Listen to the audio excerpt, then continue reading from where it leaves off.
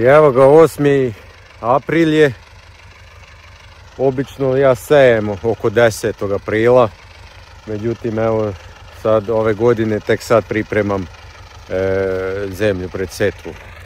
Evo oranje, već sam krenuo čisto da vidite kako to izgleda. Dobro izgleda. I odmah tu u startu da kažem, evo vidite kod mene se ispostavilo da je dobro ideja bila što nisam zatvarao brazdu. Evo ga, oranje negde krajem oktobra, polovinom oktobra, 10. oktobar, tako je nešto bilo, 10. i 12. oktobar i evo sad jednom setvospremačem. Znači uštedio sam na gorivu i na poslu, jel, nisam išao zatvaranje brazde, nego samo jedan prolaz i sasvim je dovoljno. Mnogi su, vidim, stavljali videa, zaletali se još pre nedjelju, 2, 3, kao oni pripremaju za setvu, a bila je mokra zemlja skroz i onda, evo vidite kako to izgleda kad se radi po mokrom, evo vidi se svaki trak traktora, ugazi se zemlja i Bog otac je to posle ispraviti. Mogu misliti kako će biti u setvi kad sejalica, ok, možda neko ima ozbiljniju sejalicu koja može da utisni u tvrđu zemlju, ali ko ima neku laku sejalicu, malo sutra će u tim tragovima da postigne tu neku potrebnu dubinu. Znači ne treba žuriti, treba sačekati da se malo prosuši, jer ako je mokro dole, to je katastrofa. Što se, ne može onda ni glavno da se uradi, a najveći problem je što ugazi traktor i onda se vidi svaki trag. Evo ja u stvari još samo ovu parcelu imam od nekih 2,5 hektara da uradim za kukuruz, pošto sam kukuruz sam već i juče pripremao, a poslije toga prelazim još oko 5 hektara suncokret, da ću imati za to da pripremim, ali to je malo komplikovanije, tu ću morati da prvo hoću ureu da izbacim pred prelazak setvospremačem. Sad neki će odmah reći, ne, urea ne vredi sad bez veze da izbacuješ, neće delovati, treba mu ne znam koliko, 4 mjeseca, 3 mjeseca, koliko mu treba da deluje. Ja samo znam da sam prošle godine tako radio i da sam postigao rekord u suncokretu, svoj rekord, preko 2 tone po jutru, ili to je neki 3,5 tone po hektaru suncokreta, tako da ja ne menjam ništa u toj taktici. Ali ok, evo sad je kukuruz, ajde samo par scena i završavamo ovo za kukuruz i prelazimo na suncokret.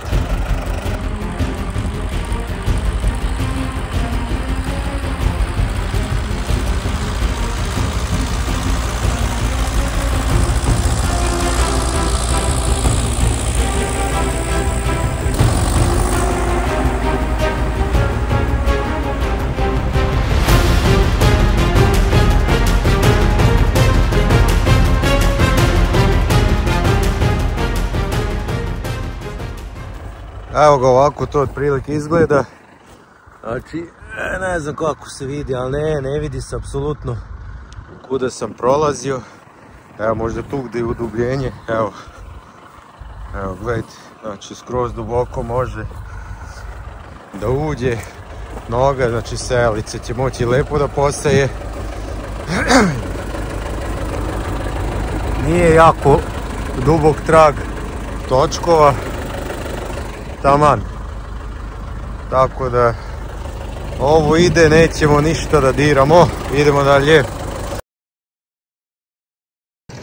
Evo ga, stižem do suncokreta, pripremam parcele za setvu suncokreta i sad je tu malo, što sam i napomenuo, kod mene komplikovanije, pošto prvo izbacem đubrivo, ureu i an, pola ureje an, 100 kila po jutru ili 170 kila po hektaru. Teo sam samo ureu, međutim nije bilo, pa sad mešam sa anom, pola ureja, pola ana, ali na ovoj drugoj parceli će ići čisto ureu. Ali ajde da vidimo ono što hoće da pogledamo ovdje, temperaturu i vlagu zemljišta tu gdje je samo uzorano. Poneo sam ovaj svoj aparat, obeležio sam dokle je 7 cm, to je dubina setve koju ću ja ciljati, tako ajde vidimo šta pokazuje ovdje. Evo ga, zabadam do 7 cm, stisnem merenje da vidim šta će pokazati. Ajde. 52% vlaga, to me interesuje, temperatura 16,8. Temperaturu sad ne treba uzimati nešto pretjerano u obzir, pošto je sad poslijepodne 5 sati, sad je već 6 sati skoro, tako da ceo dan je grejalo sunce, tako da to nije bitno, ali ono što mene interesuje posebno koliko setvospremač izvlači vlagu, tako da evo sad ću zloupotrebiti komšijsku parcelu, on je uradio setvospremanje pa da vidimo koliko je tamo vlaga. Znači evo bilo je 52% kod mene gdje je uzorano, evo isto idemo 7 cm. Ajde merenje da vidimo. 52 je kod mene bila vlaga, da vidimo ovdje. 48. I nešto je hladnija zemlja sad. Ne znam kad je on tačno radio, ali znači nešto je niža vlaga, nije strašno. Nekih 10%. Tako da toliko izvlači setvospremač vlagu, nekih 10% izvuče. Ok, sad smo dobri sa vlagom, ali ima godina, ima situacija kad i 10% puno znači. Da ga brzo ovo da uradim, nemam baš nešto puno vremena.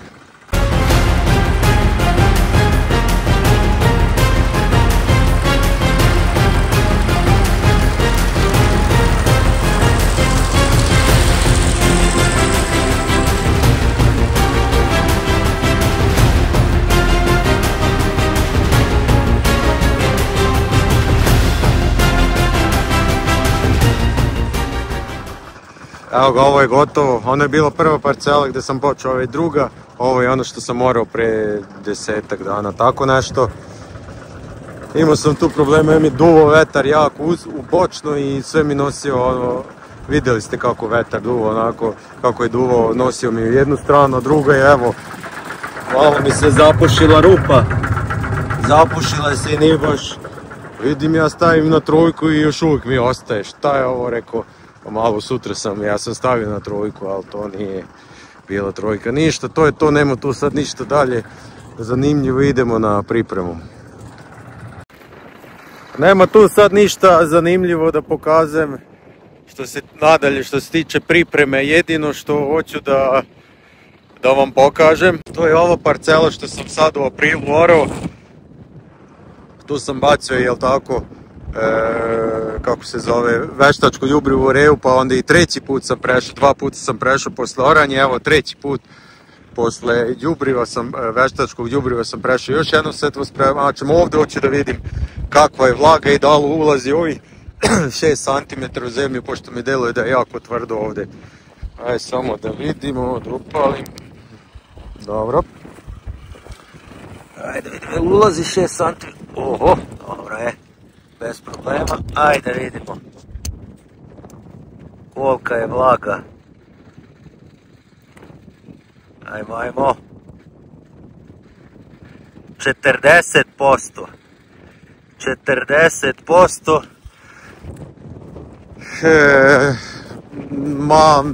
Nije puno, ali može da prođe. 50% bi volio da bude vlaga. Ajde vidimo ovdje da je stanjak bio. Da, tu možda nešto bolje da vidim, ulazi, dobro, ulazi ladno 6 cm, to je bitno zbog setve, jel tako? Ajde vidimo ovdje da je stanjak bio 52%, ovdje je bolje vlaga, ok, trebalo bi više mjeriti, ali sad ja nemam vremena. Ok, znači nisam jako uništio vlagu sa ovim trostrukim prolazom setvospremačem. To je to, ništa, ajde idem još jednu parcelu, ali mislim da tu neću ništa snimati, nego ćemo odmah završiti ovaj video. Ajde idemo dalje, idemo. Evo ga, uradio sam i ovu zadnju parcelu, najveću, nije bilo nikakvih problema, jedino što je traktoru kao da je malo bilo teško, znači samo oranje bilo polovinom, prva polovina januara negdje između 10. i 15. tako nešto. i nikakvo zatvaranje brazde, ništa, samo eto poslije toga sad sam setvu s permačem prešao, ne vidi se, ali tu ima baš puno korova, tu ću morati i totalom nakon setve da pređem. Vlaga je tu, vidimo, ono, prilično je vlažna zemlja kako sam prolazio, ok, sad se već prosušilo, ali dobro je, tako da sa vlagom ovdje neće imati problema. I to je to, evo, pre podne, sad je već negde podne, evo ga, uradio sam pripremu i krećem, idem odmah, kačim selicu, pregledam i krećem danas poslije podne i sutra ceo dan, od jutra do mraka, ne znam da ću završiti setvu, vidjet ćemo suncokret i kukuruz, tako da vidimo se s tim temama, pozdrav!